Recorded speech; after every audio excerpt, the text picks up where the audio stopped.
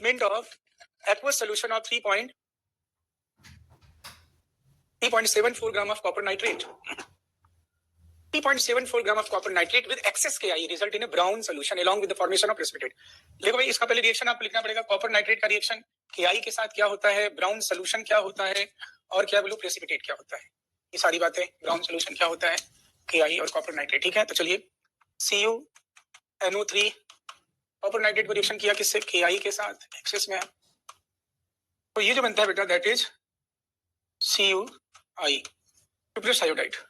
Cupric नहीं बनता, ध्यान रहे, क्यूप्रिक बन भी नहीं सकता है, आयोडाइड रिड्यूसिंग एजेंट रिड्यूस कर देगा उसको, और प्लस Ki3. Ki3 कैसे बनता है, जो Ki है और I2 है वो मिलके कॉम्प्लेक्स Ki3 बना लेते हैं, और प्लस ऑब्वियसली KNO3. ये है आपका प्रेसिपिटेट, ये आपका ब्राउन सोल्यूशन. देख लीजिए ये बात है, ठीक. बैलेंस विद बैलेंस अगर लिखते हैं तो ये हो गया 2 और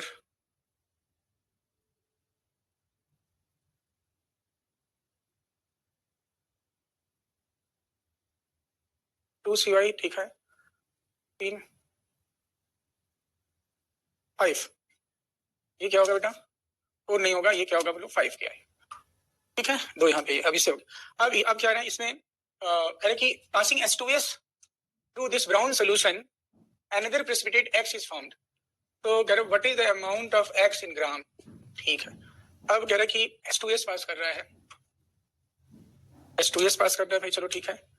रिएक्शन क्या होता है, क्या मैं H2S प्लस Ki3.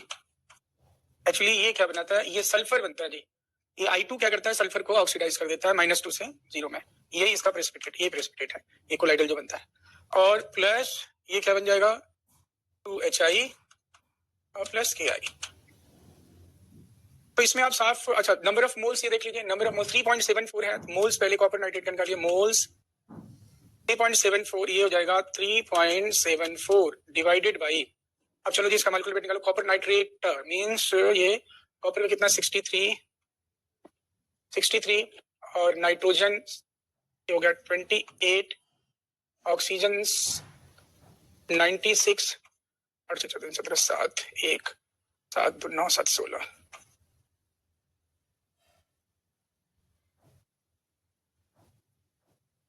वापस एक बार देख लीजिए, कॉपर 63 है, नाइट्रोजन 28 और ऑक्सीजन 48 और 2 जा 96, 8 से 14 3 17 1 1 6 7 2 9 18 187 हुआ. ठीक है बेटा, इट इज 187. देखो इस कैलकुलेशन बिल्कुल सिंपल ऐसे कैलकुलेशन भी है, तो ये 187 कर दोगे बेटा तो ये आपका आ जाएगा 2 मतलब ये 0.02 मोल आ जाएगा.